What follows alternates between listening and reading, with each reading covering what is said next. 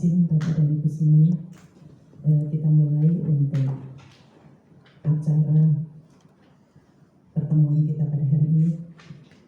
Assalamualaikum warahmatullahi wabarakatuh. Waalaikumsalam warahmatullahi wabarakatuh. Yang terhormat Bapak Kepala Bapeda Kabupaten Kebumen, beliau Bapak Edi Rianto, STMP. Yang terhormat Ketua Rombongan dari Bapeda Litbang Kabupaten Pekalongan, beliau Bapak Didi Nasruddin SHMSI, selaku Kabid Pensotbud beserta seluruh rombongan. Yang saya hormati, hadir juga di sini Sekretaris Dinas Kesehatan Kabupaten Kebumen, sekaligus beliau saat ini menjabat PLT Kepala Dinas Kesehatan Kabupaten Kebumen.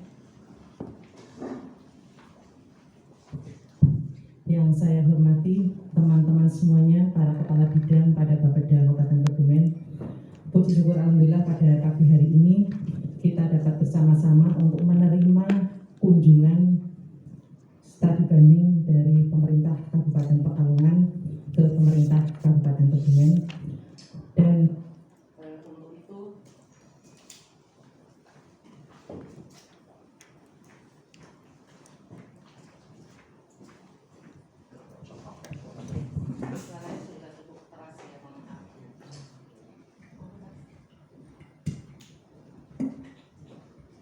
mohon maaf Bapak dan Ibu semuanya. Untuk yang pertama kami ucapkan selamat datang hadir di Kabupaten Kebumen dari Bapak Ibu dari Bapeda Kabupaten Pekalongan. Dan marilah Bapak Ibu untuk mengawali pertemuan kita pada hari ini, kita buka bersama-sama dengan bacaan basmalah. Matur nuwun. Untuk selanjutnya meningkat waktu yang ada untuk agenda hari ini, yang pertama adalah penyampaian maksud dan tujuan dari Bapeda Kabupaten Pekalongan. Untuk itu kepada yang terhormat Bapak Didi Nasruddin MSI dipersilakan.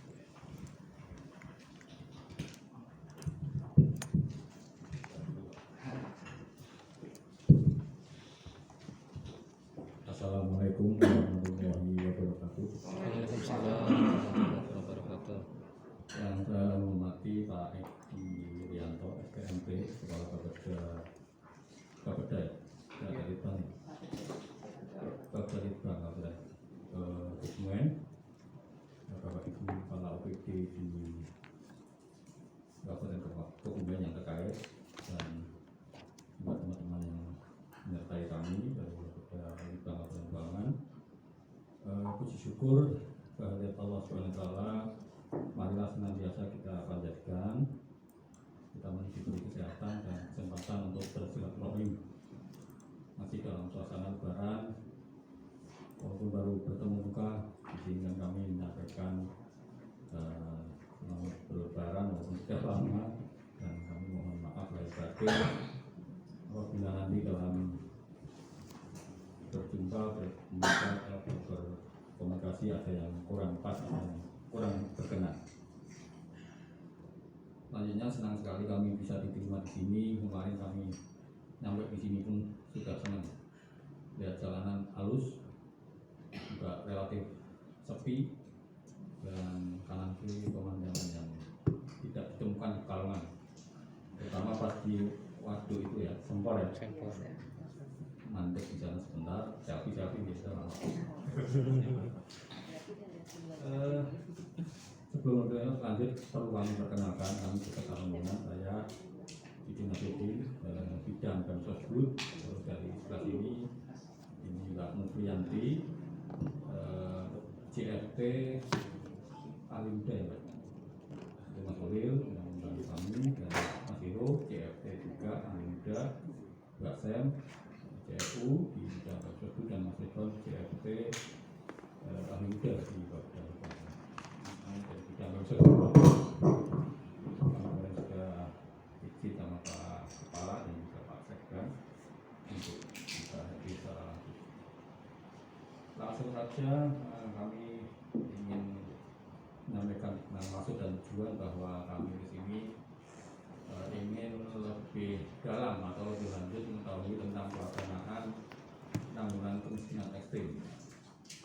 Sebenarnya secara umum atau ringkas kami sudah pernah mengikuti Zoom rapat secara daring tentang rakor ya dengan Wapres waktu itu. Ada kabupaten-kabupaten yang 5 di Jawa Tengah yang prioritas itu sudah melakukan paparan, Pak. Namun perjalanannya dan pelaksanaannya seperti apa kami ingin tahu lebih dalam, karena kami baru tahun ini melaksanakan. Saya yakin apa yang didapat dari kami di sini dapat kami, harapannya dapat kami terapkan dan kami laksanakan di tempat kami, sehingga target zero kemiskinan ekstrim di 2024 Indonesia ini bisa sama-sama kita support. Sebenarnya kami juga sudah komunikasi dengan TKPK Provinsi, Pak, lumayan. Mana dari 5 ini ya rumah rata-rata Mas di Jawa Tengah, tapi yang paling Kebumen, akhirnya jatuhlah ke Kebumen. Dan juga salah satu kabupaten kota yang belum pernah saya kunjungi juga di Jawa Tengah selain satu lagi Wonogiri sama Cilacap. Baru kesempatan ini Pak. Mungkin itu nanti mungkin ada tanya jawab dan seterusnya, silakan nanti bisa ada waktu lah dari Polda Litbang Kabupaten Kebumen. Mungkin ini kurang lebihnya mohon maaf dan kami kembalikan kepada Mbak. Terima kasih. Wassalamualaikum warahmatullahi wabarakatuh. Waalaikumsalam warahmatullahi wabarakatuh. Baik, terima kasih Pak Didit atas penyampaian maksud dan tujuannya. Selamat datang juga, ini rekan kami dari Dinas Sosial, karena beberapa perangkat daerah yang terkait kami aturi untuk bisa hadir pada hari ini. Selamat datang dari Distrik Capil, Sekretaris Distrik Capil. Ya. Baik Bapak dan Ibu semuanya, selanjutnya penerimaan studi banding yang akan disampaikan oleh Kepala Bapeda Kabupaten Kebumen. Untuk itu yang terhormat Bapak Edi Rianto dipersilakan.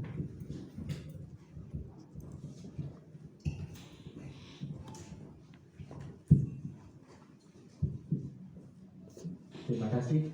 Assalamualaikum warahmatullahi wabarakatuh. Waalaikumsalam warahmatullahi wabarakatuh. Salam sejahtera buat kita semua yang menghormat Bapak Edi Nasruddin, MSI,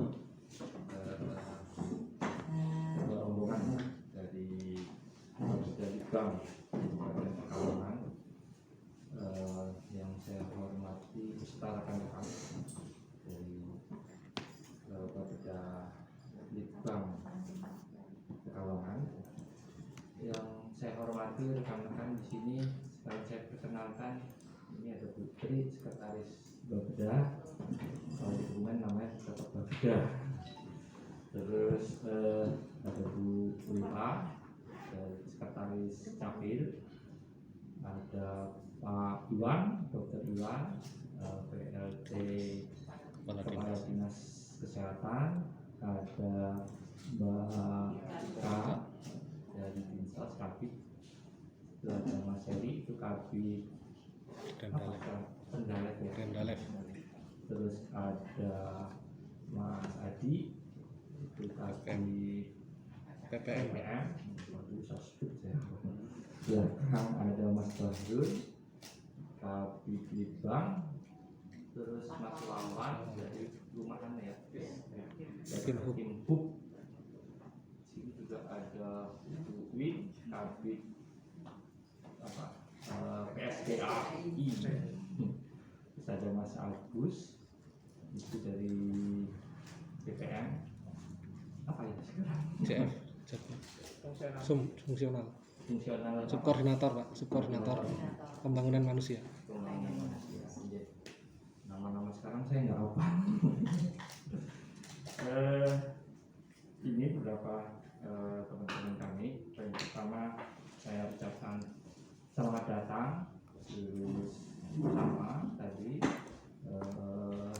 Mumpung masih lebaran, kami mohon maaf banyak hal mungkin dalam hal presentasi atau penyambutan kami kurang berkenan, kami mohon maaf.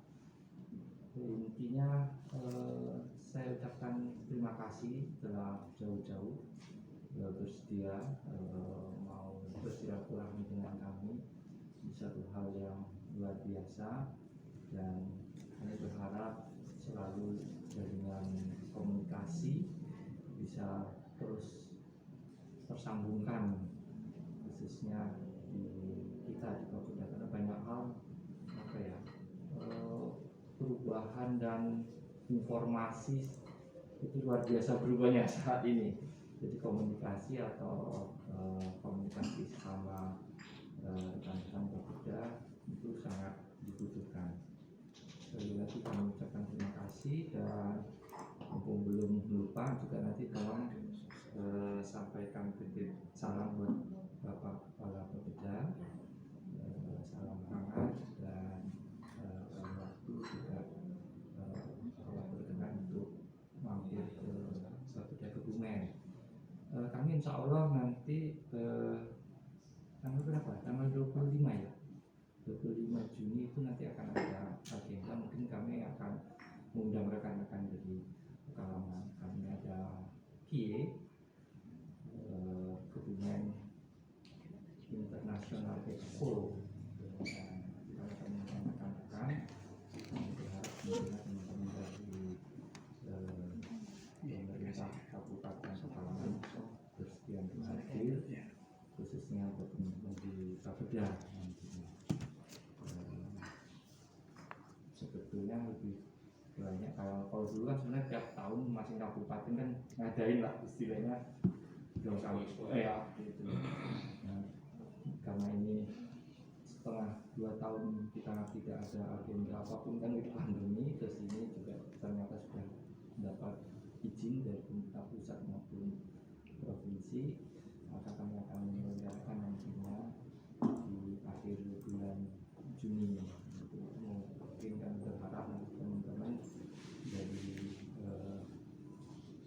Pemkab Pekalongan, khususnya teman-teman Bapeda, bisa meramaikan.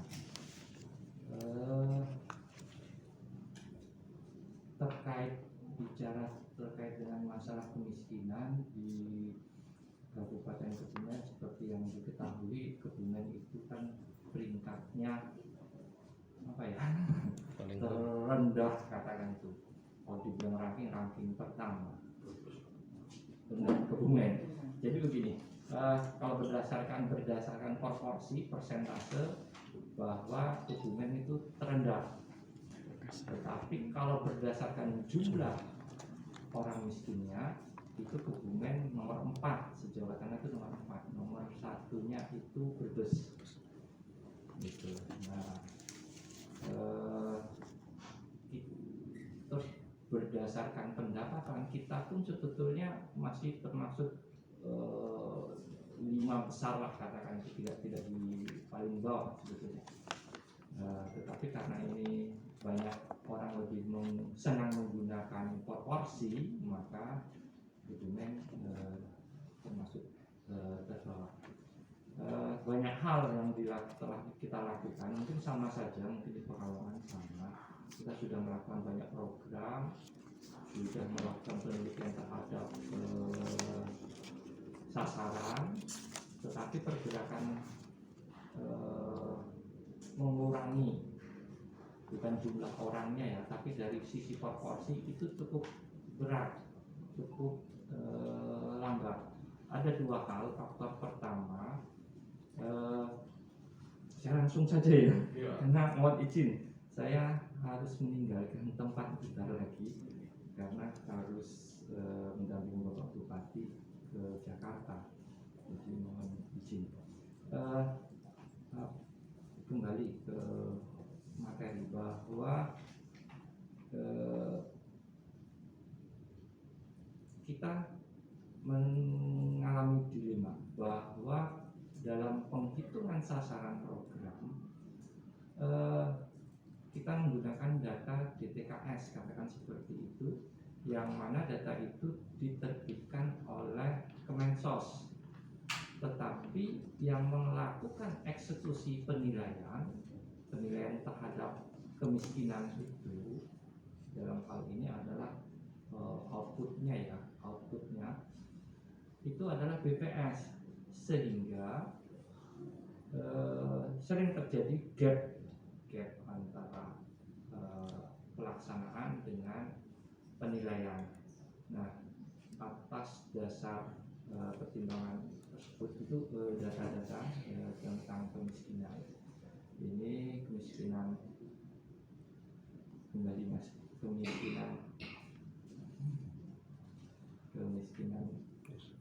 ekstrim, kembali ke titik. Nah, ini kalau yang ekstrim, kita bicara ekstrim itu ada di persentase maupun, kalau yang ekstrim itu kan sebetulnya definisinya orang yang dari sisi miskin, ya dia betul-betul sudah miskin, dan dari sisi kemampuan dia memang betul-betul tidak mampu. Jadi yang beredar selama ini kemiskinan yang muncul itu kan kemiskinan semu ya istilahnya. Nah, yang ini adalah yang ekstrim, itu artinya yang betul-betul. Nah, kalau berdasarkan data dari sini memang Kebumen posisi ranking 4. Terus kalau dari sisi posisi yang seperti ini juga, kalau dilihat Kebumen posisinya nomor 4 katakan. Maksud saya gini, itu yang hitam, tanda hitam titik itu adalah jumlah. Itu kalau bicara jumlah. Kalau yang tabel bar itu adalah persentasenya. Nah, kalau melihat dari situ sini kan kelihatan kalau berdasarkan jumlah itu Kebumen posisinya nomor 4. Di sini ada Banyumas, itu kan di atas Kebumen, tetapi dia kan kategorinya termasuk hijau. Sekali lagi, ini kalau berdasarkan jumlah. Tapi kalau berdasarkan persentase, itu tadi ada yang barnya itu Kebumen nomor 4, itu 7,68. Nah, kalau berdasarkan data ini kita melakukan, coba kita melihat apa yang dimasukkan ekstrim ini. Ekstrim ini adalah ternyata orang-orang yang betul-betul memang dari sisi apapun dia tidak memiliki kemampuan, sehingga ya dia mau nggak mau memang harus dipush. Nah, mayoritas kalau di Kebumen, mudah-mudahan ini sama nanti di Pekalongan ya, mayoritas itu mohon maaf jompo, wanita jompo itu. Terus kalau dia itu masih muda, itu betul-betul gimana ya kita mau bilang, artinya pendidikannya rendah. Terus kalau dia ada sakit, terus ada yang mohon maaf tadi yang kurang beruntung lah katakan begitu dari sisi fisik, katakan begitu. Terus dari kalau kita urut itu dari, mohon maaf sekali lagi, dari nenek moyang dia sampai dia itu memang posisinya miskin tanda kutip, dari pendidikan, dari semuanya gitu. Nah, jadi itu, jadi kalau untuk ekstrim memang mau tidak mau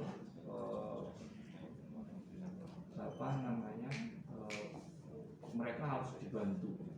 Nah, jadi inilah potret garis besar untuk di Jawa Tengah. Nah, kalau Pekalongan mana ya? Kabupaten Pekalongan gimana? Kuning. Nah, itu kan masih jauh sekali kan, baik dari jumlah dan sebagainya. Jadi apa yang dilakukan teman-teman di Pekalongan, oh ini harusnya kita yang kesana ini. Iya. Enggak juga. Jadi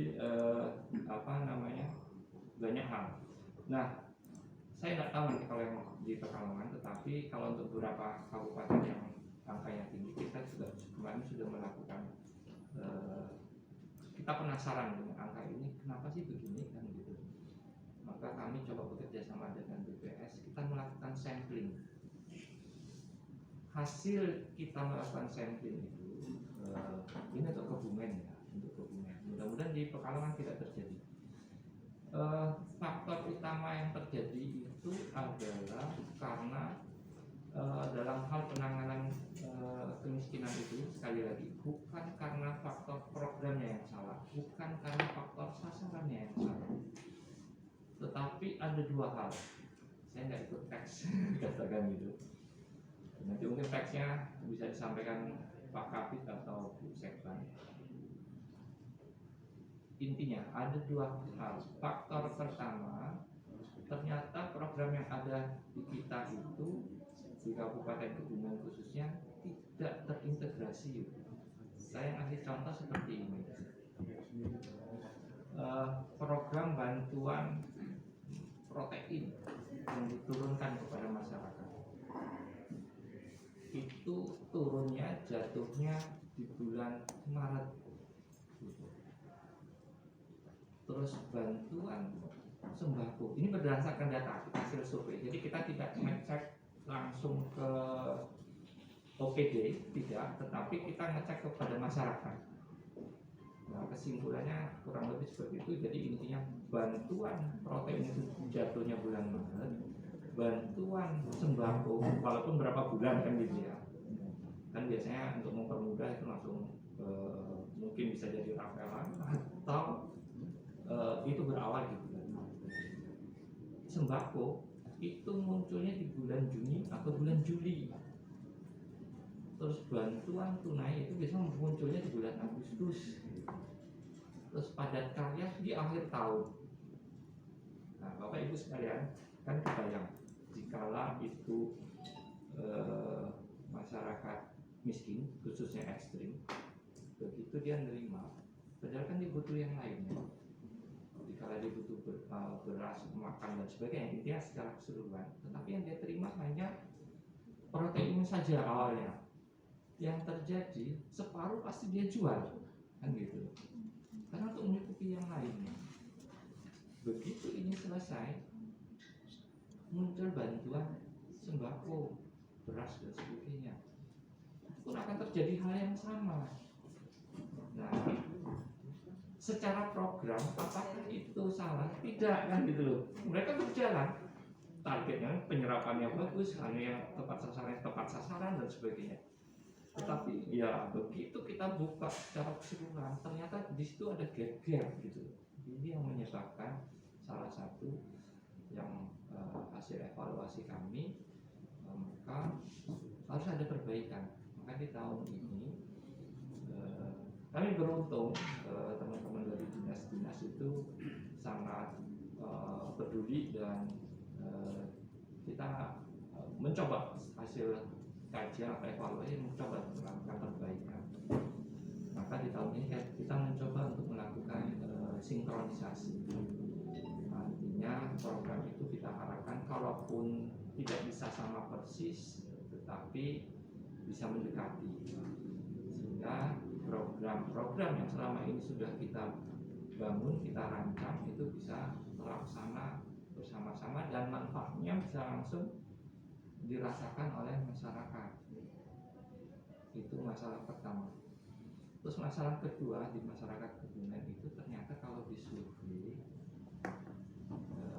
ada kekhawatiran Bapak, sehingga yang terjadi kesimpulannya garis besarnya gini, perlu adanya sosialisasi terkait dengan survei yang dilakukan oleh BPS, karena ternyata masyarakat kita masih menganggap survei itu sesuatu hal, khususnya di Kebumen dulu ya, menakutkan, sehingga mereka tidak bisa menyampaikan informasi secara terbuka.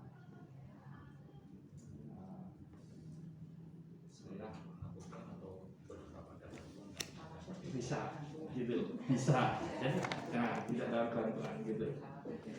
Jadi hal ini yang menyebabkan mereka jadi tidak terbuka. Bapak Ibu sekalian, mungkin teman-teman juga paham ya, teman-teman dari beberapa pekalangan, bahwa survei itu kan sebetulnya tidak survei hanya pada orang miskin saja, orang yang mampu pun juga itu dilakukan survei, kan semua itu ada 4 desil kan gitu. Jadi semua itu mereka punya sasaran kan gitu. Nah, pada saat itu disurvei, semua pun juga dikala survei itu tidak terbuka gitu. Khawatir, semua khawatir. Saya ngasih contoh, begitu yang dilakukan itu desil Kalau yang bagus desil 4 atau desil 1? 4 ya. Misalnya desil 4. Desil 4 ini saya ngasih contoh lah, sampling kita coba melihat itu dokter itu kan mesti, kalau untuk masyarakat umum kita bisa dibilang dia kan desil 4 lah, berpenghasilan cukup baik. Tetapi dikala ditanyakan penghasilannya, pendapatannya, maka yang disampaikan penghasilan atau pendapatannya itu hanya sebatas gaji. Iya, gitu. Dia tidak bicara misalnya hasil prakteknya dan sebagainya. Kalau ditanya kenapa, hasilnya kan kita coba mendalami. Kenapa? Karena mereka khawatir itu mempengaruhi laporan pajak mereka, kan gitu loh. Gitu. Nah, ini jadi geser. Itu tuh yang sisi yang di atas katanya itu. Nah, sisi yang di bawah itu tadi sudah disampaikan. Contoh pertanyaan, kapan terakhir makan protein misalnya gitu. Kapan ya? Paling kami makan cuma tiap lebaran, kan gitu. Padahal kan program pemerintah kan sudah ya kasaran ngomong kita sampai yang misalnya seminggu sekali itu kan mungkin gitu loh, jelas kalau kita bicara rata-rata kan gitu. Nah, jadi kesimpulan kita artinya dalam penanganan kemiskinan selain kita terkait dengan orang-orangnya, ternyata sistem pun itu harus ada perbaikan. Itu yang dilakukan oleh Kabupaten Kebumen. Saya bicara kalau Bapeda kan kita mau nggak mau harus bicara sistem kan gitu loh. Makanya saya sampaikan di sini yang dilakukan oleh Bapeda Kebumen, TKPD dan teman-teman dinas terkait, kita mencoba mensinkronkan ini. Ada dua sasaran utama kita adalah sosialisasi terkait internasi survei itu, bahwa itu terlepas dari bicara kemiskinan maupun maksudnya syarat-syarat bahwa seseorang akan dapat bantuan gitu maksudnya, maupun itu terlepas dari istilahnya pajak dan sebagainya. Soalnya yang berbeda karena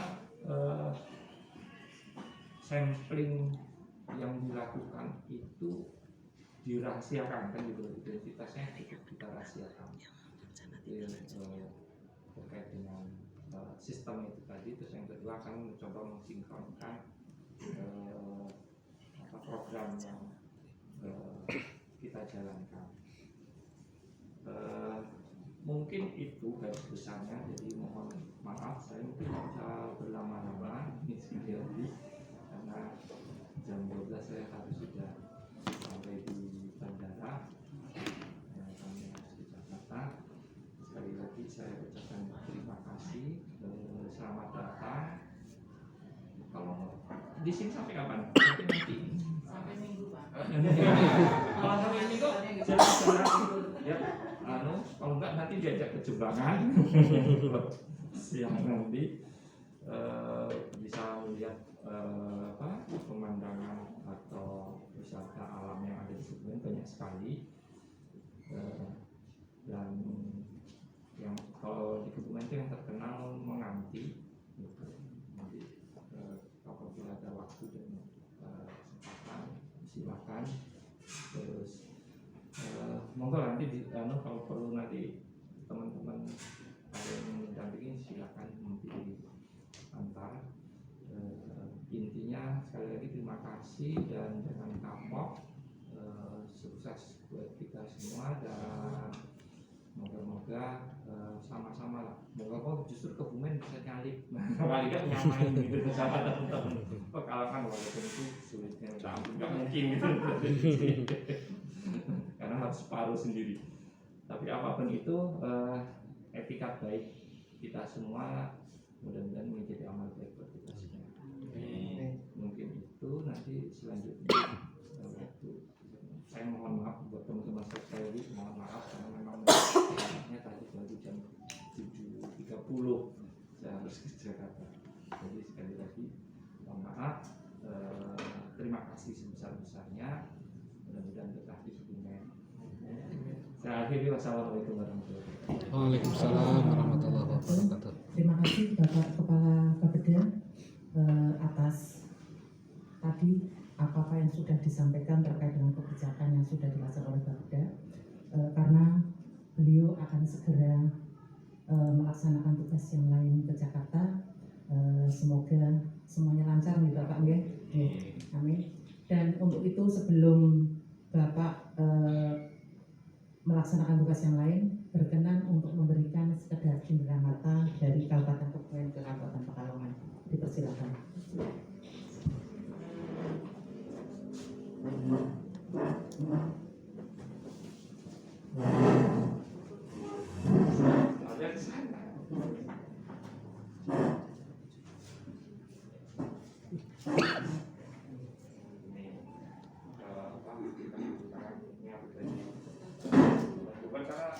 Ini perlu harus lihat ke tabung kan apa namanya geologi tertua ya samudra itu ini bagian dari tertua jadi yang melakukan kebumian dan sebagainya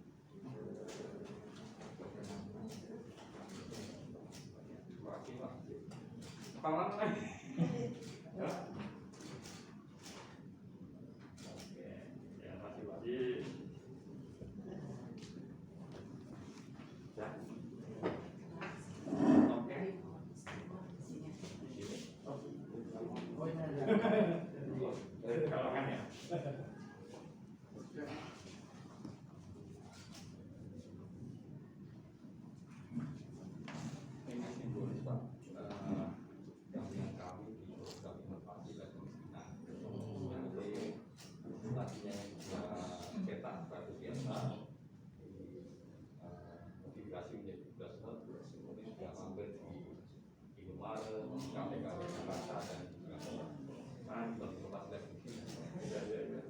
ini perlu belajar nih.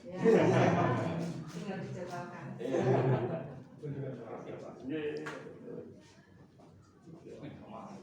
Dua.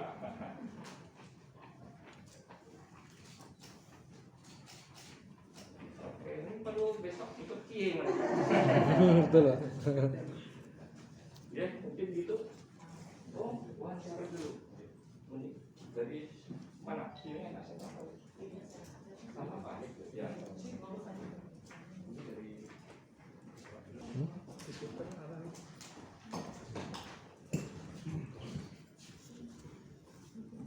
Baik, terima kasih Bapak Ibu. Kami lanjutkan dulu ya. Tetapi sebelum dilanjutkan, kami persilahkan Bapak Ibu untuk menikmati hidangan sederhana yang sudah kami siapkan. Ya. Mohon izin kalau yang di sini ini adalah makanan kami khas Kebumen ya. Makanan sederhana dari Singkong Pak. Ini kami khasnya adalah lamping. Dipersilakan untuk dicicipi. Mudah-mudahan berkenan. Ya. Baik Bapak dan Ibu semuanya. Tadi sudah disampaikan secara sekilas dari beliau Kepala Bapeda Kabupaten Kebumen. Intinya beberapa kegiatan ataupun kebijakan yang kita ambil di Kabupaten Kebumen terkait dengan penanggulangan kemiskinan maupun kemiskinan ekstrim sebenarnya sama dari semua kabupaten. Pasti ini adalah PR besar terkait dengan kemiskinan termasuk yang dari Kabupaten Kebumen. Kami sudah mencoba beberapa hal terkait juga dengan sinkronisasi kegiatan, integrasi kegiatan. Ini yang kami kuatkan di Kabupaten Kebumen karena kami yakin sebenarnya program kami, kegiatan kami sudah banyak, tetapi ya tadi pada saat kita ada BPS itu masuk untuk survei, itu kita masih punya PR. Jadi itu yang menjadi PR besar kami juga. Walaupun kita juga sudah beberapa program kegiatan, saya yakin termasuk di Pekalongan juga sama. Kemudian juga kita ada juga gerakan satu perangkat daerah, satu desa binaan atau garda depan sejahtera. Mungkin di Pekalongan juga ada, ini juga sudah kami laksanakan mulai di 2020 apa ya Mas Adi ya, 2020. Saya rasa gambarannya untuk Kabupaten Kebumen seperti itu. Kemudian untuk berikutnya juga data-data terkait. Nah, hari ini kami hadirkan juga teman-teman dari perangkat daerah teknis terkait yang sama-sama kemarin pada waktu kami ada program untuk penanggulangan kemiskinan ekstrim mulai 2021 itu juga sama-sama bergerak di dalamnya. Karena dari yang awal terkait dengan juga intervensi ada 4 intervensi besar kemarin terkait dengan RPLH, terkait juga dengan jamban, kemudian dengan listrik, kemudian dengan apa satunya ya Mas? Jamban Bu, jamban. RPLH listrik, air ya. Air. Kemudian juga apa yang telah dilaksanakan oleh Dinsos juga, yang dilaksanakan oleh Dinkes, kemudian juga semuanya padanan data kependudukannya juga Capil bergerak bersama-sama. Jadi itu hal-hal yang memang lika-liku karena kami kebetulan untuk tahun pertama kemarin ya cukup menyita waktu yang luar biasa, menyita waktu, menyita tenaga dan effort yang luar biasa karena ini kami masuk kemarin pada saat di 2021 di mana itu adalah awal antara apa yang disampaikan di pusat kadang juga antara kementerian itu beda-beda, jadi ya begitulah untuk dinamikanya. Kemudian kami pada waktu itu ada 5 lokasi kecamatan yang masing-masing kecamatan juga 5 desa yang langsung juga kami tindak lanjuti. Kami turun ke lapangan bersama juga dengan Bu Wakil Bupati yang langsung memimpin untuk masing-masing di tingkat kecamatan untuk bagaimana kita semuanya terkait dengan penanggulangan kemiskinan ekstrim menjadi PR kita semuanya lintas program maupun lintas bidang maupun lintas perangkat daerah. Jadi itu beberapa hal yang bisa kami sampaikan. Selanjutnya mungkin kita diskusi saja. Monggo Bapak dan Ibu yang dari Kabupaten Pekalongan menggali terkait dengan apa nanti ini teman-teman yang kami hadirkan baik dari Bapeda maupun dari perangkat daerah teknis terkait itu untuk bisa sama-sama untuk sharing.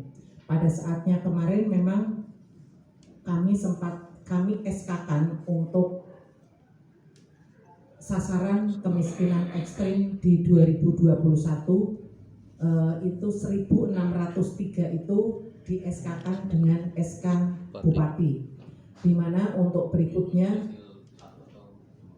1603 ini kemarin di 25 desa lokusnya.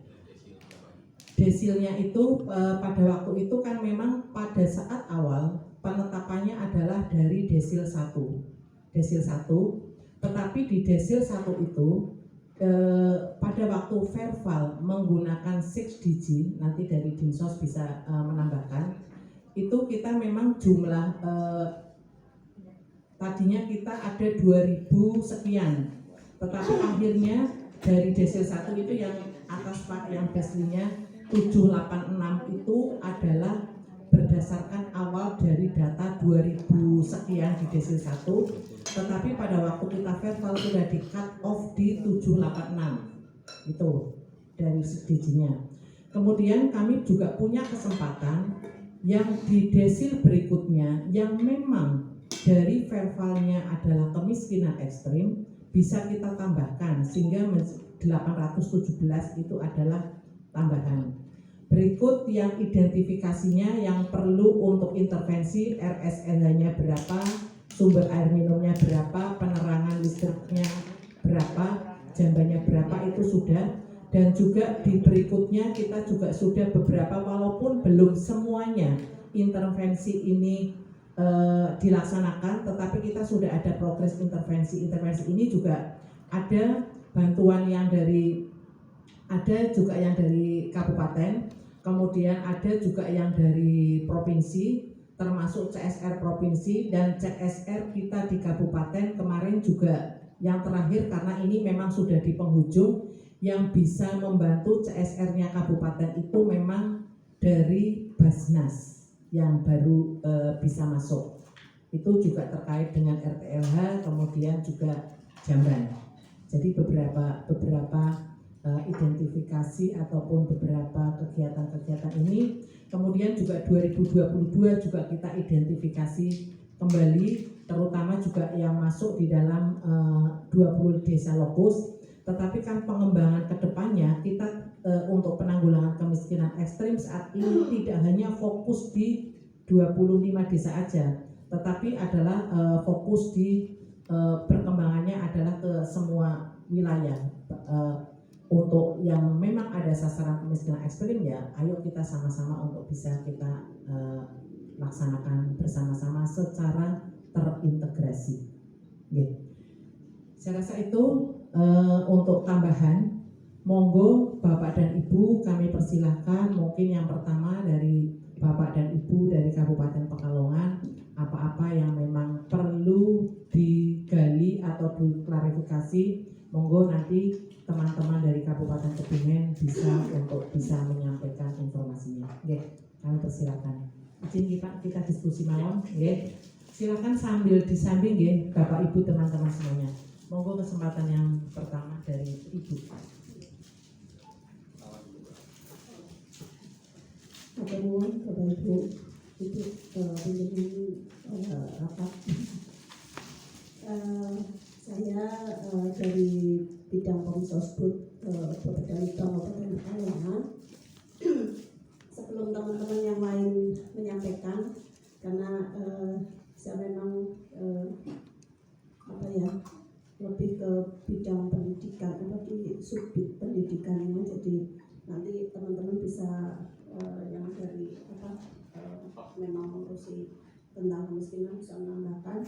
Menurut saya bisa ditampilkan slide terkait kebijakan penanggulangan kemiskinan. Tadi ada 4 ya.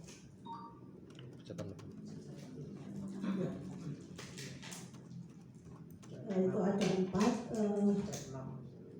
Saya mungkin lebih ingin menggali lagi Ibu secara realnya pelaksanaan kebijakan itu seperti apa di masing-masing. Itu kan ada sinkronisasi program bantuan sosial konsumtif, itu realnya itu yang dilakukan apa di masing-masing ini. Ada 4 ini kebijakan penanggulangan kemiskinan. Kemudian yang kedua, setelah kebijakan-kebijakan yang dilakukan, berarti berapa tahun Bu? Dari 2021 kemarin 2021. Oh, ya. 2021 kita mulai itu di bulan, informasinya di bulan Oktober, September Oktober. Oh, ya. Ya. Dari apa yang sudah dilakukan ini, kebijakan-kebijakan yang sudah dilakukan ini, kira-kira dampak menonjol yang terlihat itu apa Bu di desa-desa yang sudah diintervensi itu? Maksudnya before afternya setelah ada kebijakan-kebijakan khusus atau intervensi khusus di penanggulangan kemiskinan ini seperti apa? Matur nuwun, itu dulu saja, nanti bisa nyambung lagi. Terima kasih. Assalamualaikum warahmatullahi wabarakatuh. Waalaikumsalam warahmatullahi wabarakatuh. Monggo mungkin disambung kalau ada lagi, nanti beberapa 2 atau 3 yang memang menanyakan kami tanggapi.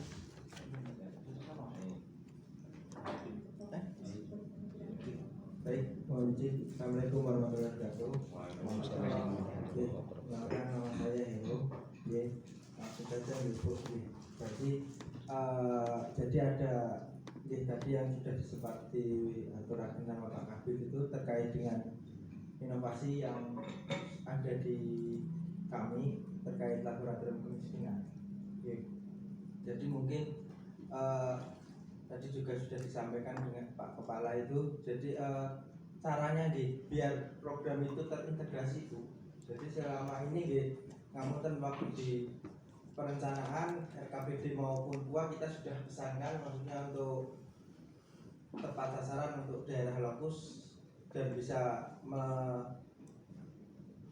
menurunkan capaian lah. Tetapi setelah itu waktu kita evaluasi ternyata sama sekali kurang efektif ke indikator kita. Jadi mungkin itu mau sih dari saya caranya. Waalaikumsalam warahmatullahi wabarakatuh. Baik, kami tanggapi 2 dari pertanyaan dulu. Tadi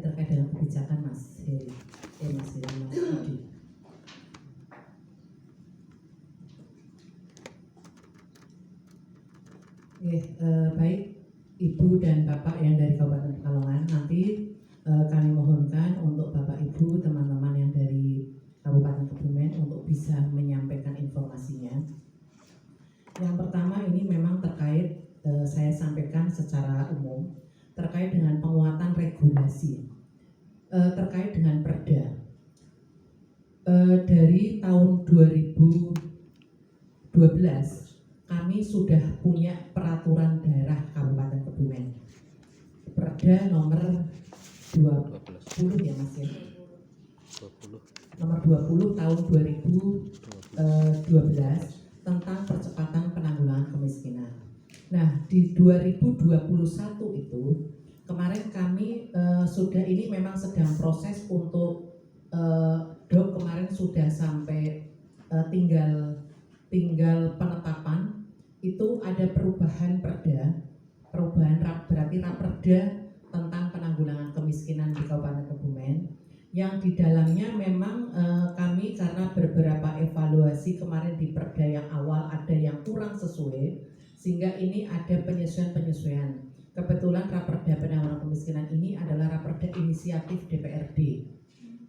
Ini kita sudah prosesnya sudah panjang juga dari 2021 sampai saat ini, insya Allah tinggal penetapannya, karena kemarin sudah dengan rapat paripurna, kemudian beberapa ini juga sudah, mudah-mudahan ini akan membantu kita di dalam penguatan regulasi di dalam penanggulangan kemiskinan, terkait juga pada saatnya karena ada yang Permendagri 80 ya, penyesuaian tentang di dalam SK tim penanggulangan kemiskinannya. Itu yang pertama yang terkait dengan penguatan regulasi.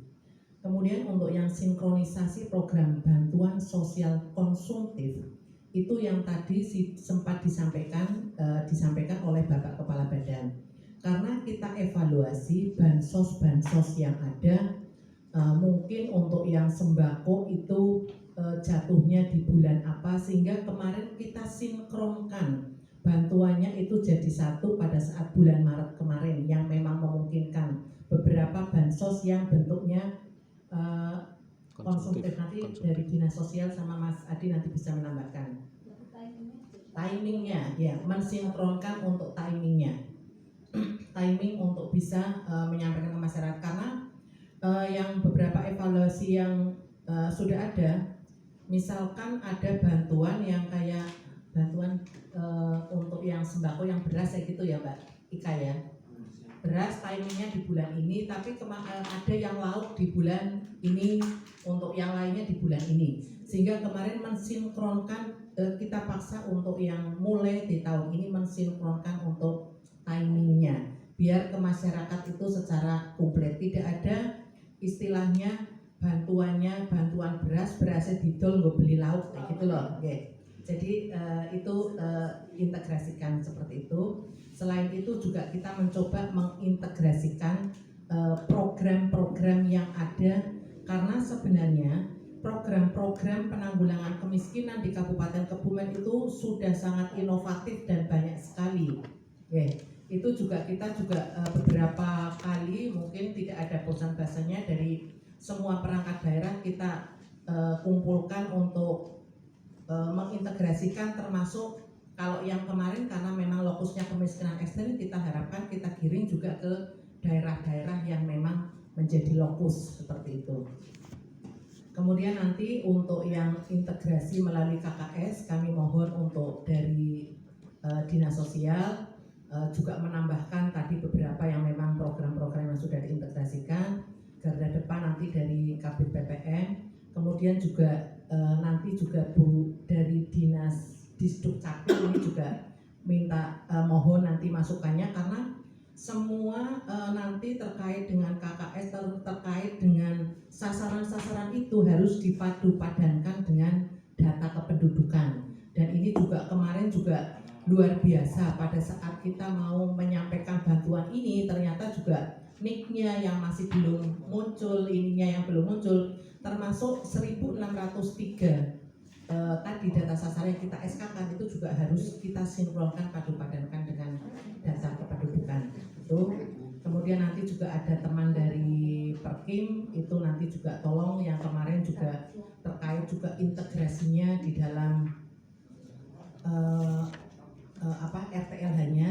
Terus mohon juga nanti Pak Dr. Iwan ini yang dari Dinkes ini juga sama ya, beberapa banyak sekali program dalam rangka penanggulangan kemiskinan yang juga diampu oleh Dinas Kesehatan. Termasuk kalau tadi kita lihat di dalam intervensi fisiknya Jamban itu juga dalam Dinas Kesehatan. Kemudian sekarang ada stunting dan lain sebagainya itu juga harus diintegrasikan dalam rangka penanggulangan kemiskinan. Oke.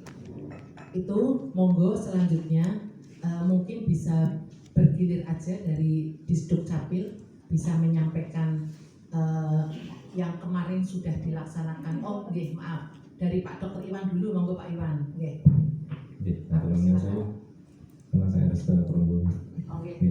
Nggih, aturan waktunya Bu Sentin DRC.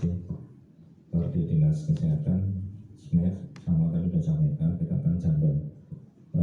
Tahun ini kita ada Jamban 1000 yang sebagian yang keluarga ya Pak? nanti sudah jalan keluarga dapat 1000 jamban. Nanti yang ada, nah itu sebagian besar kita akan arahkan ke pengusaha pemikiran ekstrim. Itu kemudian tentang ada PMT juga, PMT yang anggarannya kita tahun ini menganggarkan untuk PMT 693 juta untuk sasaran sebanyak balita 300 anak dan bumil 400 bumil. Jadi semua kita arahkan untuk penanggulangan kemiskinan ekstrim seperti itu.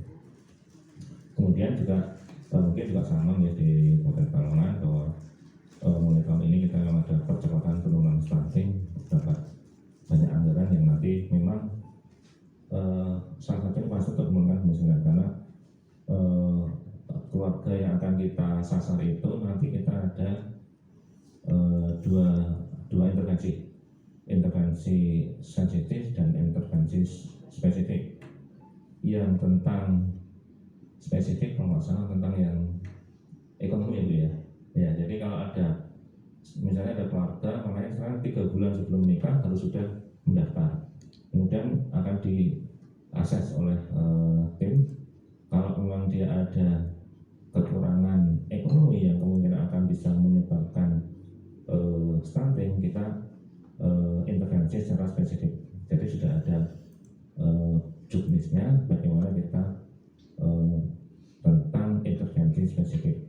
Misalnya dia nggak punya duit, kita beri pelatihan supaya bisa mungkin bisa seperti itu. Tapi yang sensitif baru ke arah kesehatannya. Jadi itu salah satu mungkin kegiatan yang ada di percepatan penurunan stunting yang bisa naik ke penanggulangan kemiskinan ekstrim.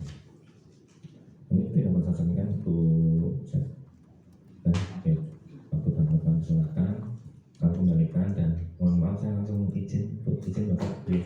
Terima kasih. Wassalamualaikum warahmatullahi wabarakatuh. Waalaikumsalam warahmatullahi wabarakatuh. Oke, terima kasih Pak Dr. Iwan atas rawuhnya dan juga atas masukan-masukannya. Oke, ini Dinas Kesehatan juga banyak sekali kegiatan-kegiatan yang memang dilaksanakan, program-program baik program dari pusat maupun program inovasi yang memang sudah dilaksanakan khususnya dalam rangka penanggulangan kemiskinan. Saya matur nuwun rawuhnya Pak Dr. Iwan. Ya, monggo dari akan. Yang selanjutnya kami mohonkan Bu Ulfa, Sekretaris dari Disduk Capil, ini juga yang dari 2021 kemarin ya, bareng-bareng untuk direpotkan dan karena memang luar biasa kemarin 2021 ibaratnya kayak gawean lainnya tidak kecekel semuanya bolak-balik ya, diundang untuk sosialisasi untuk koordinasi terkait dengan kemiskinan ekstrem, tapi kita tetap semangat untuk demi Kebumen dalam rangka penanggulangan kemiskinan.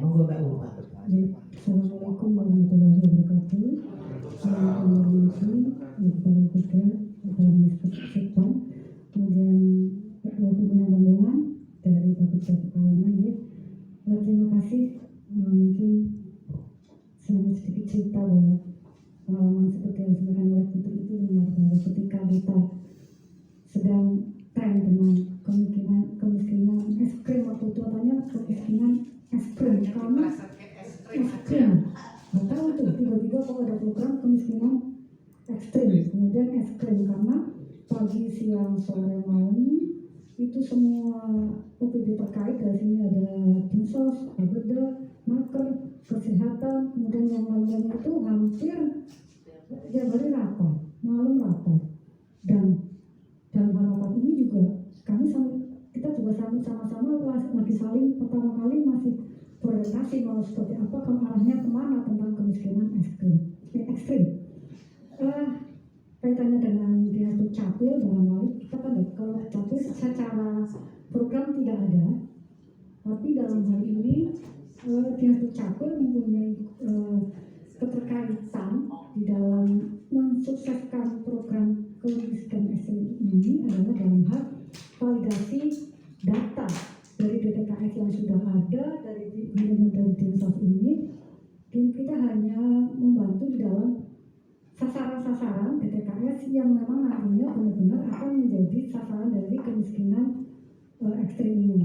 Nah, kami dari Dinas Sumbangsih kami dari Dinas Dukcapil, kami tidak memberikan data, tidak memvalidasi data, tapi dalam hal ini karena yang terkait adalah dinsos itu dengan yang mereka ya waktu itu setiap hari itu ada timnya dari dinsos itu berkantor di Dukcapil sekitar waktu itu ada sekitar 7 orang yang mereka 8 orang.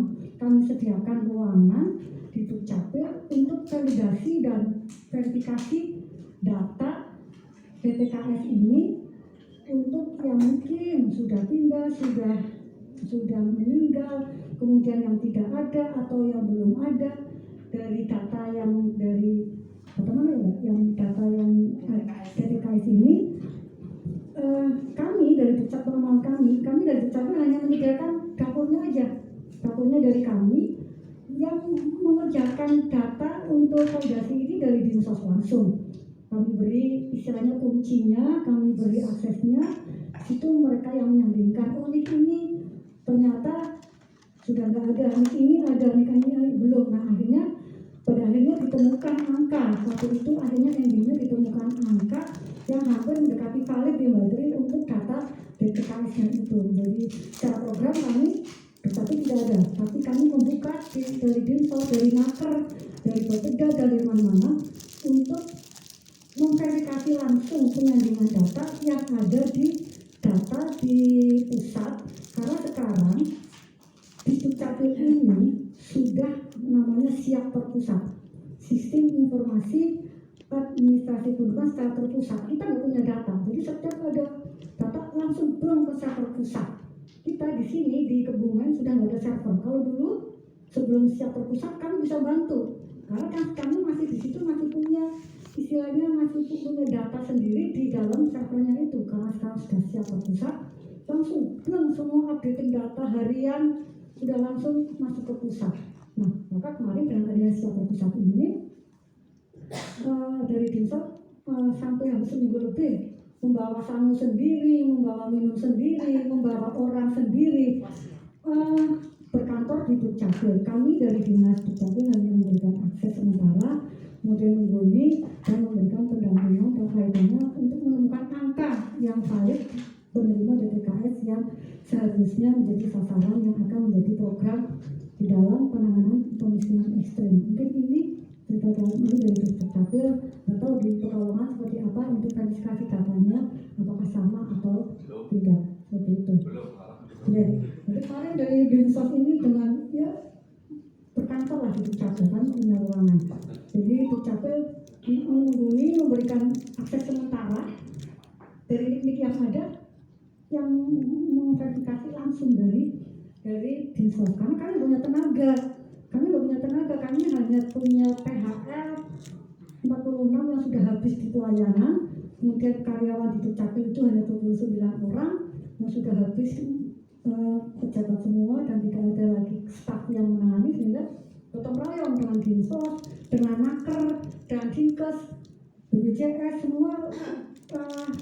Kami hanya menyediakan apa kira dapurnya aja, yang mengolah adalah dari dinas-dinas yang terkait. Kami tetap mendampingi, memberikan akses sementara untuk kita hanya bisa melihat, nggak bisa cuma ini dilihat oh ada atau sudah meninggal atau belum, yang ada di server pusat. Mungkin ini dari pengalaman dari Dukcapil, langsung saja ke Mbak. Oke, monggo itu suka dukanya ya. Memang mungkin karena kami tahun pertama ya, jadi memang ya seperti itu. Memang ini benar-benar hampir setiap hari, tidak hanya hari kerja, kadang juga Sabtu juga malam juga sering show dengan kementerian seperti itu ya. Ya. Monggo selanjutnya Bu Ika Kusuma, dipersilakan. Terima kasih. Bismillahirrahmanirrahim. Assalamualaikum warahmatullahi wabarakatuh. Mohon izin, kami dari Dinas Sosial tadi sudah diperkenalkan oleh Bu Sekdan, izin menyampaikan terkait dengan peran Dinsos dalam hal penanggulangan kemiskinan ekstrim di Kabupaten Kebumen. Tadi di awal kita sudah mendapatkan paparan dari Pak Kepala Badan bahwa intinya Kabupaten Kebumen itu memang dari hal apapun itu menjadi terpaling miskin, baik mungkin apa ada HIV/AIDS-nya juga paling tinggi, ODGJ-nya juga paling tinggi, dan ini menjadi keprihatinan bersama. Dan terkait dengan kemiskinan ekstrim, akhirnya kami kemarin menjadi 5 kabupaten prioritas nih, bersama-sama dengan Brebes, Pemalang, Banyumas, dan Kebumen sendiri. Nah, pengalaman kami ini berawal dari data. Jadi nanti ketika ada program ini, yang perlu kita cermati pertama adalah data yang mau dipakai yang mana. Jadi data ini nanti kita cermati dari provinsi itu mintanya yang seperti apa, karena ada perbedaan. Jadi DTKS itu sekarang sudah tidak lagi seperti dulu. Kalau dulu itu masih ada desil, masih ada mana yang kriterianya sangat miskin, hampir miskin, rentan miskin, dan lain sebagainya, sehingga kita bisa tahu mana yang akan diintervensi. Tetapi saat ini itu sudah selesai di Oktober 2020 data itu. Jadi setelah Oktober 2020 tidak ada lagi orang-orang di DTKS yang dikriteriakan ini rentan miskin. Nah, DTKS ini bahkan sekarang dari pusat intinya adalah semua orang yang memang layak atau bisa masuk ke DTKS, bahkan mungkin kecuali ASN ya, itu kalau bisa, kalau dari Pusdatin intinya silahkan diusulkan aja di DTKS. Nah, ini nanti yang harus menjadi kehati-hatian kita karena menjadi pencermatan kami. Jadi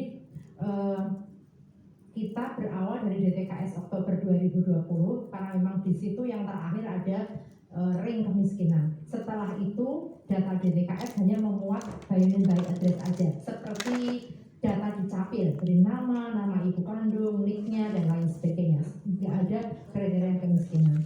Kemudian kita lakukan serval dari data yang ada, tadi sudah ditayangkan 1603 itu terdiri dari data existing yang tadinya ada di share oleh provinsi, kemudian ditambah dengan usulan baru. Nah, kami lakukan ini serval ke lapangan karena ternyata menjadi keprihatinan kita tadi sudah disampaikan oleh Pak Kepala Badan bahwa semua orang itu ingin dimiskinkan, semua orang ingin dapat bantuan, itu sudah tidak bisa ditolak lagi. Jadi ketika datanya itu diusulkan, masing-masing itu punya persepsi sendiri ternyata. Jadi kan kita punya kriteria bahwa miskin ekstrim itu orang yang mungkin hanya lansia kok, nggak ada orang yang mungkin ngurusin di situ, atau orang yang nggak punya rumah dan lain sebagainya. Tapi ternyata di desa-desa itu mereka, para kepala desa itu ada yang punya persepsi sendiri. Pokoknya sanksi miskin ekstrim itu yang kayak gini. Nah, akhirnya data-data yang diusulkan tadi, usulan baru yang ada 600-an tadi, kita cek ke lapangan. Kami mengerahkan tenaga pendamping yang ada di Dinas Sosial, ya ada Tagana, ada TKSK, ada PKH, unsur PSKS. Kita kerahkan ke lapangan untuk cek satu-satu, walaupun nggak bisa sih sebetulnya karena banyak banget. Jadi kita hanya sampel. Ya akhirnya ternyata kita dapatilah kelucuan-kelucuan itu, kelucuan data di lapangan. Jadi ada yang punya kayak semacam ternak ayam gitu diusulkan. Ada yang tadi misalnya ketika dia dalam satu rumah tangga, sebetulnya rumahnya bagus, tetapi mungkin di rumah tangga itu ada 2 kakak, hanya diusulkan. Jadi nanti yang penting kita pegang adalah data. Jadi validitas data itu yang menjadi kriteria utama. Ketika kita sudah menentukan yang miskin ekstrim ini yang nanti akan menjadi orang yang akan diintervensi, itu berarti kriterianya sudah makro kayak gitu. Nah, tinggal nanti kita perval mana yang akan kita berikan intervensi. Artinya kalau tadi dari paparan itu sudah jelas ya, jadi ada yang akan mendapatkan intervensi rumah tidak layak huni, kemudian mendapatkan sumber air minum, kemudian penerangan utama dan jamban. Nah, ini pun kita lakukan integrasi bersama teman-teman. Kalau yang tidak layak huni nanti ada Perkim, ada DPU juga, kemudian yang air minum itu juga ada yang dari DPU, kemudian penerangan utama dengan listrik ya, listrik itu juga kita kemarin kerjasama dengan PLN, kita diundang ke Purwokerto, di sana ada Pak Wakil Gubernur menyampaikan juga.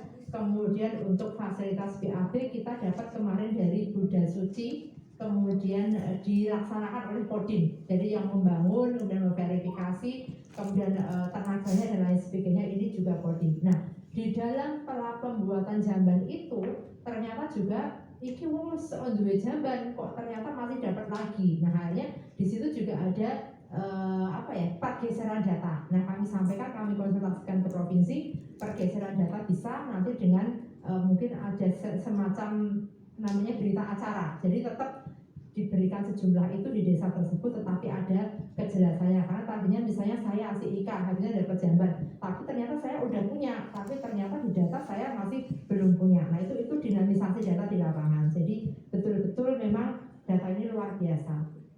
Berikutnya yang ketiga, tadi terkait dengan penanggulangan kemiskinan ekstrim. Kalau dari dinas sosial adalah mengurangi beban pengeluaran. Nah, ini saya kira hampir sama Bapak Ibu. Jadi di kabupaten kota karena kita mendapatkan program dari Kementerian Sosial, pasti adalah penerima sembako, ada penerima program keluarga harapan, ada kartu Jateng Sejahtera, ada penerima bantuan sosial tunai, ada kartu Indonesia Pintar, ada kartu Indonesia Sehat, bansos lainnya.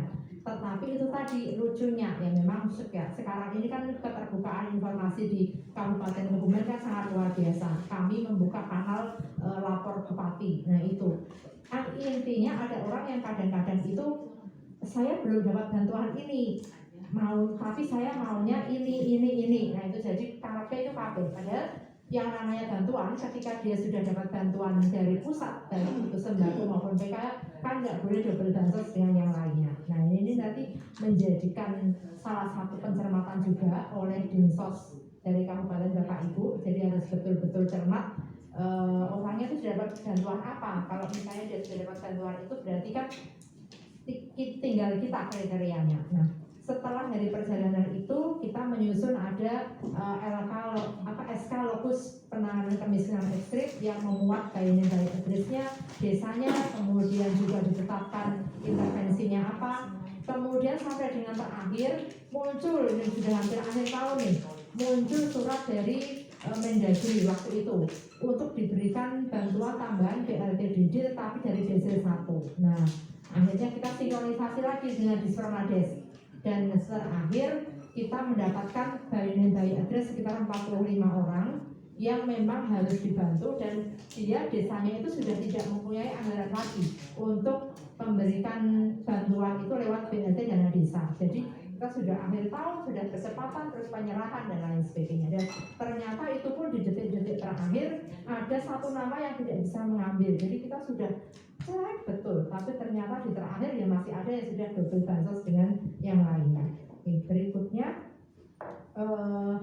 yang terkait dengan data-data bantuan tersebut, kita mempunyai aplikasi yang bisa memadukan. Artinya ketika masyarakat itu ingin mengecek, dia bisa tahu saya dapat bantuan apa. Nah, ini waktu itu kita menyusun aplikasi yang kita beri nama Sobatku, Sistem Informasi Bantuan Sosial Terpadu Kebumen.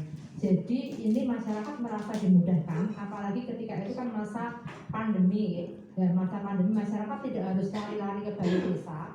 Dia bisa langsung menggunakan HP-nya secara Android, tinggal www.sobatkukebumen.com. Nah, dia memasukkan link-nya, nanti dia akan keluar, oh saya dapat bantuan ini. Itu kita ada aplikasi itu. berikutnya kita juga punya inovasi Puskesos. Saya kira ini di Kabupaten Pekalongan ada, bahkan kemarin ketika saya ketemu teman Dinsos itu Pekalongan sudah membuat perda tentang Puskesos. Nah, kalau kita masih merujuk kepada perda tapi masih di tahun yang awal banget 2015. Waktu itu UPC penanggulangan kemiskinan. Jadi kalau Puskesos ini ada, insya Allah nanti orang itu tidak akan lagi mengantri panjang. Saat ini yang kita jumpai di Dinsos itu kan 1 bulan kami hampir melayani lebih dari 1.200-an orang yang minta KIS, minta pelayanan kesehatan dan lain sebagainya. Tapi sekarang sudah mulai kita atasi dengan adanya Kementerian Sosial yang membuka setiap bulannya itu setiap tanggal 1 sampai dengan tanggal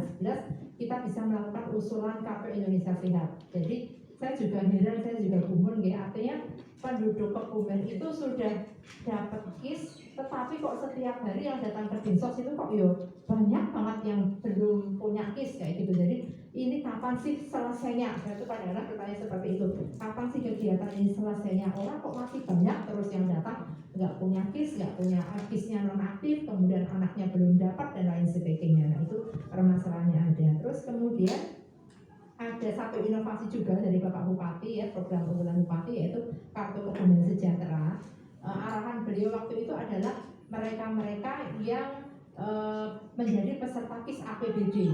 Nah kita mencetak sekitar 50.000 kartu Kebumen Sejahtera. Sebetulnya kartu ini hanya sebagai penanda bahwa dia itu memang sudah mendapatkan bantuan sosial atau dalam hal ini adalah KIS. Nah, kalau sebetulnya saat ini KIS itu lebih fleksibel. Ketika seseorang itu tidak punya KIS, tetapi dia tidak punya kartu KIS, maksud saya, tetapi dia bisa berobat, dia mungkin dengan menyebutkan NIK-nya saja itu sudah bisa difasilitasi di pelayanan kesehatan. Makanya betul tadi bahwa NIK itu sekarang kan manfaatnya luar biasa, numpak kereta, kemudian naik pesawat, mendapatkan KIS dan lain sebagainya. Bahkan yang viral kan saat ini semuanya harus mempunyai kartu BPJS, termasuk ketika membeli tanah, mau umrah dan lain sebagainya kan sudah seperti itu. Oke. Kemudian kita untuk kartu Kebumen Sejahtera ini bekerja sama dengan CSR Bank Jateng. Nantinya yang akan membiayai adalah pencetakan kartunya itu di Bank Jateng. Dan nanti harapannya ketika dia itu misalnya punya kartu ini bisa sebagai penanda bahwa dia mendapatkan bantuan apa. Ke depan tuh seperti itu, tapi sekarang saat ini progres yang di Dinsos adalah mereka-mereka yang punya KIS APBD. Nah, ke depan harapannya itu bansos baik itu dari pendidikan, beasiswa masyarakat miskin, kemudian dari roti lahu. Nah, harapannya kan di kartu itu ada semacam barcode. Jadi ketika mungkin dicek ya akan ketahuan, oh saya itu mendapatkan bantuan KIS, bantuan siswa miskin, kemudian ikan bagi warga miskin, kantin, permakanan dan lain sebagainya. Tadi kayaknya sudah sempat ditayangkan oleh Mas Agus. Jadi terkait dengan permakanan itu kemarin kesulitannya seperti ini. Jadi permakanan ini kita kan pakainya N-1. Misalnya saya punya data 3.000 katakanlah. Nanti orang-orang ini kan orang-orang ada yang lansia, orang yang terlantar dan lain sebagainya. Nah, ketika kita memberikan bantuan ini di tahun N-nya, orang-orang ini sudah banyak yang meninggal. Jadi kemarin itu kita hampir ada 300-an atau lebih berapa yang memang sudah tidak bisa kita berikan karena posisinya ketika saat didata dengan saat diberikan bantuan itu dia sudah tidak ada lagi. Nah ini untuk keterangannya seperti itu ya. Jadi ada yang mendapatkan bantuan beras, sarden, gula pasir. Kemudian untuk yang sakit berat itu dia mendapatkan bantuan uang 1,5 juta, tapi hanya 1 kali dalam 1 tahun. Dan kita juga ada inovasi untuk Dinsos itu dosa raso, ya. Jadi itu di sana orang-orang yang ODGJ, pengemis gelandangan orang terlantar itu dimasukkan di sana, ex psikotik juga di sana. Kemudian ada dokternya, ada timnya yang insya Allah nanti ngurusi dan ada bantuan permakanannya. Setiap harinya ada yang petugas memasaknya, ada petugas kesehatannya. Jadi untuk orang-orang terlantar ini sudah kita fasilitasi. Mungkin kalau terkait dari Dinsos seperti itu nanti mungkin lebih banyak lagi dengan interaksi dari Bapak dan Ibu. Saya kira ini hampir sama di masing-masing kabupaten kota karena ini kan program Kementerian Sosial, pasti di kabupaten kota Bapak dan Ibu juga barangkali ada yang lebih menarik, lebih menggigit daripada di Kabupaten Kebumen. Kurang lebihnya kami akhiri, mohon maaf, sekian, wassalamualaikum warahmatullahi wabarakatuh. Baik, matur nuwun Mbak Ika. Yang selanjutnya dari OPD lain yang hadir, dari Mas Wawan, ada yang bisa di-share mungkin?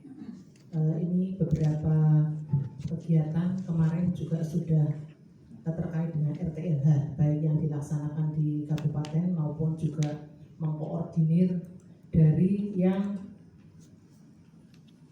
CSS-nya provinsi nih Mas ya. Ya, monggo Mas Wawan.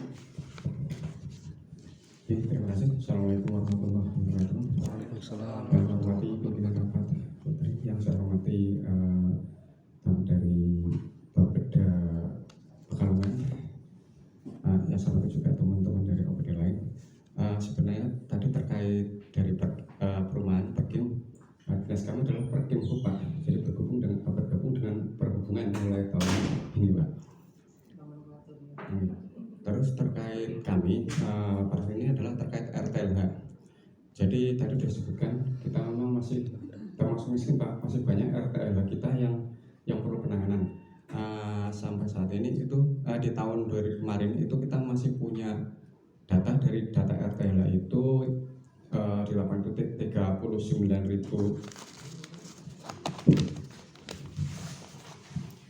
di 39.620. Nah, penanganan kami itu syarat atau apa namanya itu berdasarkan data DTKS. Jadi kami juga tergantung dari Dinsos, data itu sudah masuk DTKS atau belum. Nah, setelah dari 39.000 tadi yang kita sandingkan dengan data yang masuk DTKS itu masih 28.000 sekian Bapak. Jadi penanganan kami memang berbasis masih karena memang dikhususkan untuk warga miskin ya, MPR datanya pakai mengacu pada masih DTKS. Nah, terkait dengan ekstrim, jadi kami di tahun 2021 mungkin tidak terlalu banyak yang masuk ke daerah ekstrim karena waktu kan DPR kami sudah jadi ya Bu, jadi tinggal melaksanakan. Nah, untuk yang ke sininya kita sudah plotting menuju ke yang ekstrim, baik itu dari kami ataupun dari pemerintah provinsi, dari daerah provinsi, apa namanya, kegiatan provinsi, termasuk juga dari yang APBN. Nah, jadi kita konsultasikan lah, kita koordinasikan kalau bisa itu penanganannya ke arah yang miskin itu Pak. Secara data mungkin tadi sudah disampaikan di paparan, mungkin itu yang bisa saya sampaikan. Terima kasih, saya kembalikan. Assalamualaikum warahmatullahi wabarakatuh. Waalaikumsalam warahmatullahi wabarakatuh. Monggo selanjutnya ada masukan sekaligus dari teman-teman kepala bidang di Bapeda, dari Pak Adi, nanti dari Bu Win, Mas Heri, karena ada beberapa juga yang kedepannya yang beberapa kegiatan-kegiatan program yang akan kita kuatkan sebagai inovasinya. Monggo, kami persilakan Mas Adi terlebih dahulu. Terima kasih atas kesempatan yang diberikan. Mungkin langsung saja terkait dengan kegiatan yang juga kita laksanakan di Kabupaten Kebumen ini. Kebetulan kita juga sudah mereplikasi kegiatan satu OPD dampingan dari provinsi, bahkan mungkin sudah kita mulai sebelum adanya surat edaran dari Pak Gubernur untuk mereplikasi hal tersebut. Jadi ini Kabupaten Kebumen merupakan 12 kabupaten kota yang sudah melakukan replikasi program desa dampingan di Jawa Tengah. Kemudian jumlah dampingan desanya ada 36 desa di 26 kecamatan. Kemudian adanya kemampuan ini harapan dari perangkat daerah agar ada kemampuan dan kreativitas bagi perangkat daerah untuk dapat melakukan asesmen dan identifikasi potensi serta kebutuhan di desa yang dengan tingkat kesejahteraan rendah, dalam hal ini desa miskin ekstrim. Kemudian fasilitasi penanggulangan kemiskinan oleh perangkat daerah agar tepat lokasi, sasaran dan manfaat, dan adanya kolaborasi dari seluruh stakeholder yang ada dengan perangkat daerah. Ini salah satunya dengan perguruan tinggi, dunia usaha, dan yang lain-lain untuk mengatasi mengatasi permasalahan di desa dampingan ini. Kemudian ini untuk pelaksanaannya, hal-hal yang terlibat ada 4. Ini pertama seluruh perangkat daerah, kemudian kecamatan sebagai penyambung perangkat daerah, kabupaten dengan desa, kemudian Pemda dengan masyarakat, ada CSR, Basnas, unit UPZ di tingkat desa, kemudian perguruan tinggi, donatur, dan dari pihak yang lain. Untuk lokasi desa dampingan di sini ada yang berdampingan atau menjadi juga lokasi dampingan desa Garda Depan Sejahtera di tempat kami disebutnya. Kemudian di provinsi 1 OPD dampingan 1 desa, ada 6 desa yang kami berwarna hijau ini. Ada desa Seliling, desa Sampang, desa Plumbon, itu juga masuk desa di wilayah kemiskinan ekstrim.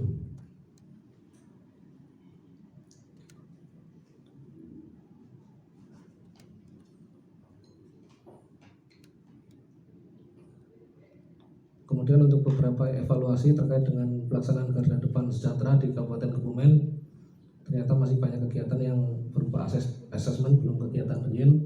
Kemudian beberapa kegiatan di desa dampingan masih belum optimal karena kemampuan anggaran atau keterbatasan tugas dan fungsi dari OPD tersebut. Dan ada juga kendala karena kemarin itu pandemi COVID sehingga mungkin agak kurang optimal terlaksana. Dan perangkat daerah perlu lebih aktif dalam mengawal desa dampingan. Jadi untuk desa dampingan ini juga istilahnya keroyokan, kami sinkronisasikan juga dengan provinsi terkait dengan 1 desa dampingan 1 OPD di tingkat provinsi. Barangkali itu yang bisa kami tambahkan, dari bidang lain barangkali ada yang bisa ditambahkan. Mungkin itu kami kembalikan kepada pimpinan rapat.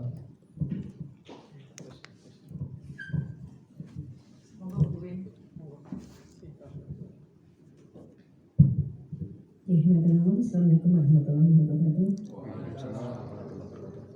Bapak Ibu yang kami hormati, saya mau menambahkan sedikit kami dari bidang PSDAI kalau secara langsung tidak menangani kemiskinan, hanya saja ada 1 kegiatan di bidang kami perekonomian, sumber daya anak dan infrastruktur yang kita kolaborasikan atau yang bisa diintegrasikan dengan penanggulangan kemiskinan, yaitu kalau di kami ada di situ adalah dinas Perkimhub itu memang yang menjadi koordinator di kami, sehingga di situ ada program kumuh kawasan kumuh, di mana pada saat awal SK kumuh itu di tahun 2019 itu ada sekitar 390 sekian hektar, yang mana itu nanti di dalam rencana aksinya kami nanti sampai dengan tahun 2024 adalah 0% ya, jadi tidak ada lagi kawasan kumuh.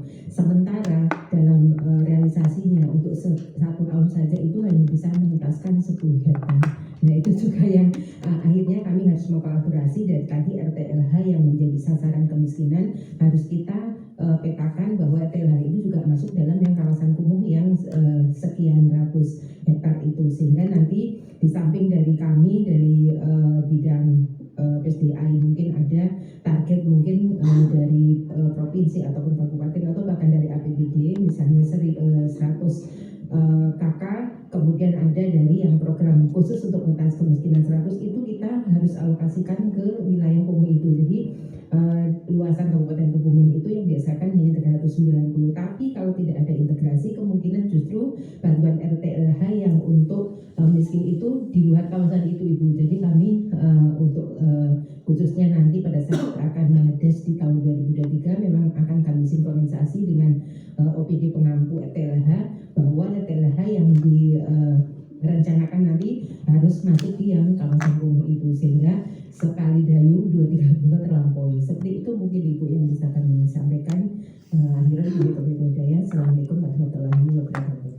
Ya, terima kasih. Alhamdulillah Bapak Ibu semuanya, karena waktu juga sudah cukup siang ya.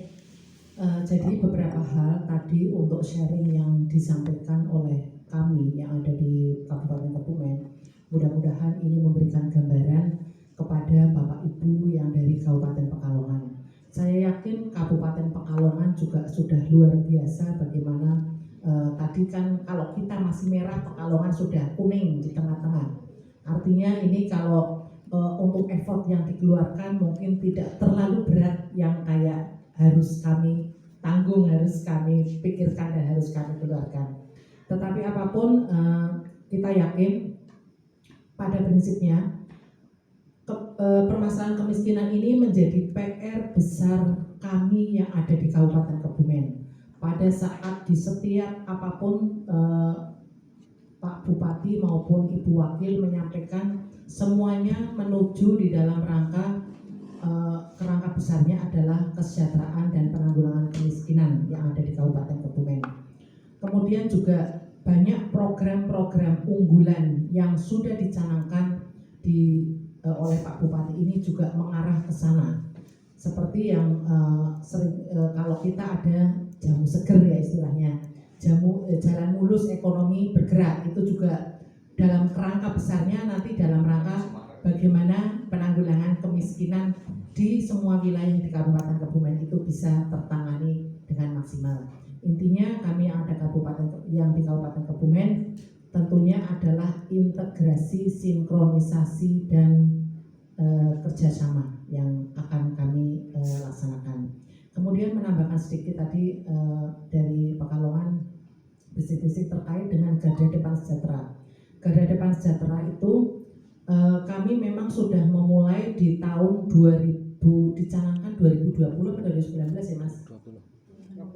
2019. Nah pada waktu itu sudah dicanangkan oleh Wakil Bupati pada saat itu.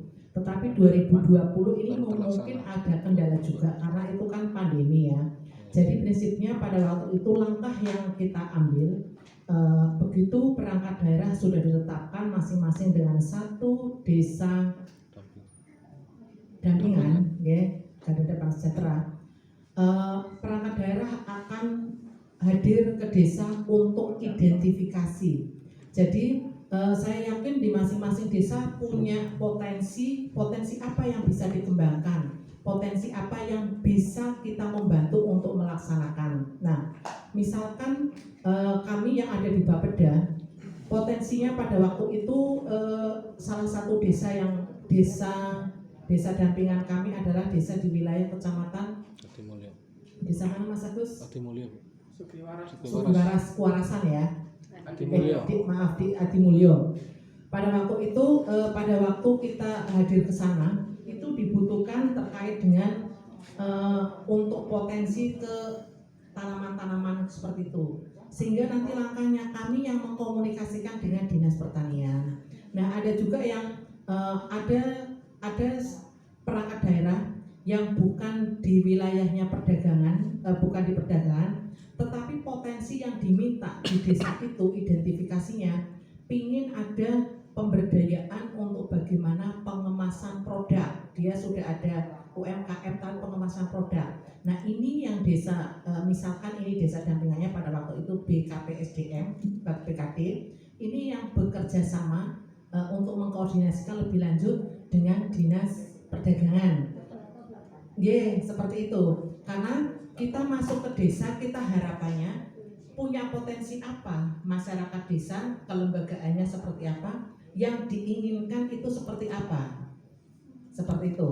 Jadi itu yang akan kita jembatani dengan berbagai effort yang kita punyai. Tentunya kita akan lebih mudah kalau kita yang mengkoordinasikan dengan ini di tingkat kabupaten. Jadi pola kerjasamanya seperti itu. Karena nggak mungkin misalkan kami kok menyediakan benih, kami kok ada yang terkait dengan untuk bagaimana pembuatan ataupun produk gula semut yang bagus, itu kan ranahnya di ranahnya perdagangan, ranahnya nanti untuk terkait dengan menjembatani untuk izin berarti dengan DPM PTSP seperti itu. Jadi hal-hal pada waktu implementasinya adalah seperti itu. Berarti masuk pertama adalah identifikasi bersama dulu dengan pihak desa, kemudian desa memaui apa yang dimaui desa, apa yang diharapkan desa itu untuk bisa mengembangkan sesuai dengan potensi yang dimiliki. Itu masing-masing sesuai dengan desa dampingannya itu melakukan identifikasi. Iya. Sendiri-sendiri gitu ya. Enggak, karena desa dampingannya kan sudah ditetapkan. Kami menetapkan desa dampingan. yang butuh ini potensinya ini berarti yang bertanggung jawab untuk Nawang. itu adalah Oke, seperti itu. Iya, iya. ada berapa total tadi? Kalau OPD-nya kita 36, jadi 36 desa dampingan karena bagian di pemerintah di Pemkab itu kami masukkan. Jadi bagian organisasi, kalau OPD-nya kita kan ada 24 kalau saat ini ya, tapi termasuk di bagian anggarannya kita nggak menyediakan anggaran khusus, ya, Rutin. tidak menyediakan anggaran khusus untuk desa dampingan itu tidak.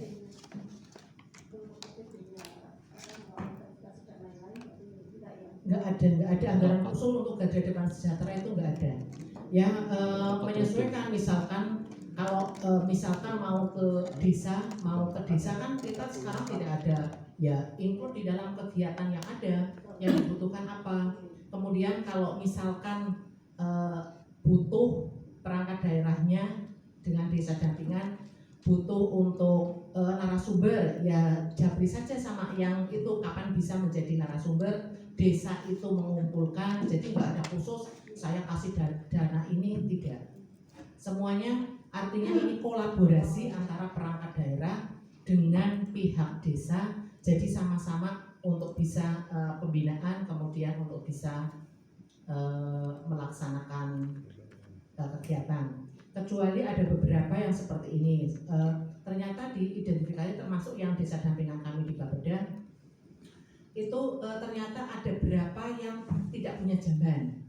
Kalau bisa dikoordinasikan dengan Dinkes yang punya anggaran, ada nggak yang di desa ini? Kalau nggak ada, pada waktu itu kami koordinasi ke Basnas. Ke Basnas minta, kalau Basnas kan punya CSR, jadi ada jamban. Dan beberapa perangkat daerah ini di Basnas juga minta langsung ke Basnas, bisa difasilitasi. Jadi ya seperti itu, bagaimana kita mengkolaborasikan. Jadi intinya itu yang sudah kami lakukan. Walaupun saya yakin tidak semuanya bisa maksimal, tapi ini semuanya tetap kita evaluasi. Pernah kita evaluasi, kemudian juga nanti pada saatnya ini juga kami merencanakan evaluasi kembali. Karena kita yakin perangkat daerah kan juga gaweannya akeh banget, tetapi masih tetap ada PR bahwa dia punya desa dampingan yang sudah ditetapkan, yang sudah disepakati. Kemudian tadi yang terakhir disampaikan oleh Mbak Nufli, tadi dengan kebijakan 4 kebijakan itu mungkin sudah ada outputnya seperti apa. Yang jelas untuk nanti menjadi, kami belum bisa menilai. Tetapi artinya dengan 4 komponen itu kami berusaha pada proses dalam kerangka perencanaan, kemudian kerangka pelaksanaannya, output akan bisa kelihatan, mudah-mudahan tidak menjadi nomor 35 pada saatnya nanti. Tetapi saat ini pun kami juga merasa walaupun kita masih tetap menjadi nomor 35, tetapi kami mencoba memperbaiki proses, mengevaluasi apa yang sudah kita laksanakan, mencoba memperbaiki proses, lebih mengintegrasikan, lebih mengkolaborasikan, lebih meningkatkan secara bersama-sama. Artinya itu juga mungkin tidak bisa dilihat 1 bulan, 2 bulan, 1 tahun, 2 tahun, tetapi ini terus upaya yang akan coba kita laksanakan ke depannya. Kita semangatnya seperti itu, Mbak. Seperti itu, Bapak. Mungkin yang Mas Heri ada masukan lagi, Mas? Cukup? Ya. Dari teman-teman Pekalongan cukup ya? Apa ada yang mau atau nanti kalau masih ada spesifik yang perlu lebih teknis lagi nanti